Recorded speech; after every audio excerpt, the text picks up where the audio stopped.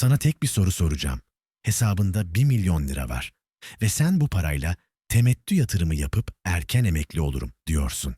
Peki sence bu 1 milyon lira sana ayda ne kazandırır? 50 bin mi? 30 bin mi? Belki 20 bin. İnternette dolaşan videolara bakıyorsun, temettüyle erken emeklilik başlıkları görüyorsun. Sanki 1 milyon liran olsa tüm hayatın değişecekmiş gibi anlatılıyor. Ben sana gerçeği söyleyeyim. Türkiye'de iyi bir temettü portföyü bile kursan, 1 milyon liranın sana bırakacağı para çoğu zaman bir telefon faturası kadar. Evet, yanlış duymadın. Birazdan hesaplayacağım ve videonun sonunda şunu fark edeceksin.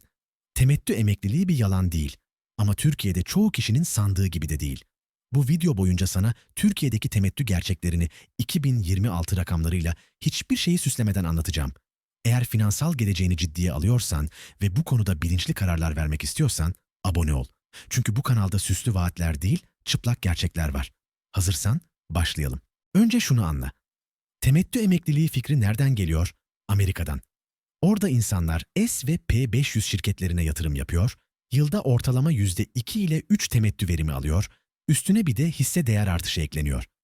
Dolar bazında düşünüyorlar. Enflasyon %2 ile 3 civarında. Matematik güzel çalışıyor. Ama Türkiye'de durum bambaşka. 2025 yılını %30,89 enflasyonla kapattık. Bunu bir düşün. Senin paran her yıl 1/3'ünü kaybediyor. Şimdi gel 1 milyon liranın temettü getirisini hesaplayalım. BIST düzenli temettü odaklı şirketlerde temettü verimi çoğu yıl kabaca %3 ile %7 bandında görülebiliyor. Ama bu oran yıla, sektöre ve piyasa koşullarına göre ciddi şekilde değişebilir. Bazı yıllar %10'un üzerine çıkan temettü verimleri de görebilirsin. Ama burada dikkatli olman gerekiyor. Çünkü yüksek temettü verimi bazen hisse fiyatının düşmesinden kaynaklanır, bazen de şirketin tek seferlik olağanüstü yüksek temettü dağıtmasından. Yani yüksek verim gördüğünde hemen sevinme. Önce sebebini sorgula. Diyelim ki sen çok iyi bir portföy kurdun. Ortalama %5 temettü verimi yakalıyorsun. Bu Türkiye için gayet iyi bir oran. 1 milyon lira çarpı %5 eşittir 50 bin lira brüt yıllık temettü. Dur, brüt dedim. Net değil. 22 Aralık 2024'ten itibaren temettü stopajı %15'e çıktı. Yani devlet senin temettünden payını alıyor. 50 bin lira çarpı %15 eşittir 7.500 lira vergi kesintisi. Eline geçen net tutar 42.500 lira yıllık. Bunu 12'ye bölelim. Ayda yaklaşık 3.540 lira. Dur bir saniye. 1 milyon lirayla ayda 3.540 lira mı? 2026'da asgari ücret 28.075 lira. Sen 1 milyon liranla asgari ücretin %12'sini bile kazanamıyorsun. Bunu bir düşün. 5 yıl, 10 yıl boyunca biriktirdin, tasarruf ettin, belki ev almaktan, araba almaktan vazgeçtin. Ve sonuç bu mu? İşte çoğu insanın görmediği gerçek burası. Şimdi düşünüyor olabilirsin. Ama bekle, temettü veren güçlü şirketler var. %10 veren bile var. Doğru. Bazı yıllar bazı şirketlerde bu tarz oranlar görülebilir. Ama tekrar söylüyorum, yüksek verim gördüğünde önce sebebini anlaman gerekiyor. Çünkü her yüksek oran sürdürülebilir değildir. Şimdi sana temettü yatırımı ile ilgili en yaygın 3 yanlış inancı göstereceğim ve bunların neden tehlikeli olduğunu açıklayacağım. Birinci inanç, temettü pasif gelirdir. Hiçbir şey yapmana gerek yok. Yanlış, temettü yatırımı ciddi takip gerektiriyor. Şirketlerin bilanço açıklamalarını izlemen, temettü politikalarını anlamanın, sektörel gelişmeleri takip etmen gerekiyor. Bir şirket bu yıl %7 temettü vermiş olabilir, gelecek yıl hiç vermeyebilir. Ekonomik krizlerde şirketler temettü kesintisine gider. Bu Türkiye'de çok sık yaşanıyor. Ayrıca hisse senedi fiyatları da düşebilir. Sen temettü alırken ana paranın %20'sini kaybetmiş olabilirsin. İkinci inanç, temettü aldıkça zenginleşirim. Bak, şimdi çok önemli bir şey söyleyeceğim. Bileşik faiz mucizelerinden bahsediliyor ya, temettüde bu tam olarak böyle işlemiyor. Çünkü temettü tarihinde fiyat teorik olarak temettü tutarı kadar düzeltilir. Ama günlük piyasa hareketleri yüzünden bu düşüş birebir aynı miktarda olmayabilir. Yatırımcı için asıl kritik olan şey uzun vadede toplam getiri. Yani hem temettü hem de hisse fiyatının değer artışı. Evet, aldığın temettüyü tekrar yatırıma çevirirsen bileşik etki yaratırsın. Ama bu otomatik olmuyor, senin aktif olarak yapman gereken bir şey. Üçüncü inanç, 1 milyon lirayla rahat yaşarım. Az önce hesapladık. Net ayda 3.540 lira. Bu parayla Türkiye'de hangi şehirde, nasıl bir hayat yaşayabilirsin? İstanbul'da bir ev kirası ortalama 30 ile 35 bin lira civarında. Faturalar, market, ulaşım, matematik ortada. 1 milyon liralık temettü geliriyle emekli olamazsın. Belki ek gelir olarak düşünebilirsin ama ana gelir kaynağı asla olamaz. Eğer şu ana kadar anlattıklarım seni düşündürüyorsa videoyu beğenmeyi unutma. Bu, algoritmanın gerçekleri daha fazla insana ulaştırmasına yardımcı oluyor. Gelelim asıl katile. Enflasyon. Diyelim ki bugün 1 milyon liran var.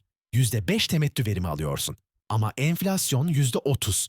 Senin paran bir yılda %5 getiri sağlarken paranın satın alma gücü %30 eriyor. Net sonuç. Reel olarak yaklaşık eksi %19 civarı bir kayıp. Yani sen aslında her yıl daha da fakirleşiyorsun. Rakamsal olarak belki aynı kalıyorsun ama alım gücün düşüyor. Şöyle düşün. 2026'da 1 milyon lirayla alabileceğin şeyleri 2027'de aynı parayla alamayacaksın. Peki çözüm ne?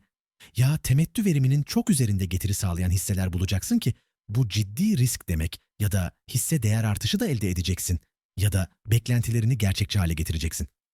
Şimdi şunu söylemem gerekiyor. Temettü yatırımı kötü bir strateji değil ama tek başına emeklilik planı olmak için yeterli değil. Özellikle Türkiye gibi yüksek enflasyonlu bir ekonomide. Amerika'da %2 enflasyonla %4 temettü verimi reel getiri sağlıyor. Türkiye'de %30 enflasyonla %5 temettü verimi reel kayıp. Matematik acımasız. Duygular burada işe yaramıyor. Peki ne yapmalısın?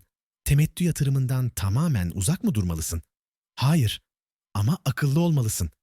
Birinci adım, temettüyü tek strateji olarak görme. Temettü geliri, yatırım portföyünün sadece bir parçası olmalı. Yanında değer artışı potansiyeli yüksek hisseler, belki biraz altın, belki döviz çeşitlendirmesi olmalı. Tüm yumurtaları aynı sepete koymak, özellikle o sepet temettü sepeti ise Türkiye ekonomisinde riskli. İkinci adım, temettü veriminden çok temettü büyümesine. Bugün %3 temettü veren ama her yıl temettüsünü %20 artıran bir şirket, bugün %8 veren ama temettüsü sabit kalan şirketten uzun vadede daha iyi olabilir. Bileşik etkiyi temettü büyümesinde aramalısın, sadece temettü veriminde değil. Üçüncü adım, gerçekçi hedefler koy. Temettü gelirini ek gelir olarak düşün, ana gelir olarak değil. Ayda 3 ile 4 bin lira ek gelir fena mı? Değil. Ama bununla geçinmeyi planlamak başka, bunu bonus olarak görmek başka. Dördüncü adım, vergiyi unutma. %15 stopaj var. Ve temettü gelirlerin belirli bir seviyeyi aşarsa yıllık beyan yükümlülüğü doğabilir ve ek vergilendirme gündeme gelebilir. Bu eşikler yıldan yıla değiştiği için yatırım yaparken güncel mevzuata göre kontrol etmek gerekir. Bu hesaplamaları önceden yapmazsan yıl sonunda sürprizlerle karşılaşırsın. Beşinci adım. Sabırlı ol ama realist ol, temettü yatırımı uzun vadeli bir oyun. 10 yıl, 20 yıl, 30 yıl düşünmen gerekiyor. Ve bu süre boyunca stratejini ekonomik koşullara göre güncellemen gerekiyor. Bugünün rakamlarıyla yarın plan yapamazsın. Türkiye ekonomisi çok dinamik. Sana somut bir örnek vereyim. Ahmet, 45 yaşında 1 milyon lira biriktirmiş. Temettüyle erken emeklilik hayali kuruyor. İlk planı, tüm parayı yüksek temettü veren hisselere yatırmak, yılda 50 ile 60 bin lira temettü almak, 55 yaşında emekli olmak. Gerçekçi plan, 400 bin lirayı temettü hisselerine yatırıyor, yılda yaklaşık 17 bin lira net temettü. 300 bin lirayı büyüme potansiyeli yüksek hisselere yatırıyor. 200 bin lirayı altın ve dövizde tutuyor. 100 bin lirayı acil durum fonu olarak mevduatta tutuyor. Temettü geliri ana gelir değil, portföyün bir parçası. Büyüme hisseleri uzun vadede değer artışı sağlayabilir. Altın ve döviz enflasyona karşı koruma. Acil durum fonu güvenlik. 10 yıl sonra eğer işler iyi giderse temettü geliri de artmış olacak. O zaman belki emeklilik konuşulabilir. Bu gerçekçi bir plan. Hayallere değil, matematiğe dayalı. Sana son bir şey söyleyeceğim. Temettü emekliliği güzel bir hayal. Pasif gelir fikri kulağa hoş geliyor. Hiçbir şey yapmadan para kazanmak. Kim istemez ki? Ama gerçekler farklı.